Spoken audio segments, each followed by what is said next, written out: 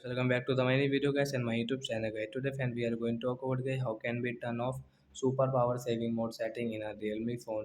Friends you want to off guys this super power saving mode setting. So then how can we off today I will show you in this video. So before starting video friend first of all go and subscribe the channel guys, click the bell icon and like the video. So friends now let's see guys how can we off this super power saving mode setting. So you can see guys when we lock our screen. So you can see this no type of settings. So friends you can see that there are two options right, right side and left side. So you will have to click on get this right side and friends left side. So friends and guys you can see exit super power saving mode. So guys tap here. So friends you can see guys your super power saving mode will off guys, you can check. So I hope friends you have understood how to off super power saving mode setting. Super power saving mode is off. So that's it guys, thanks for watching the video guys, we will meet on next video with new topic.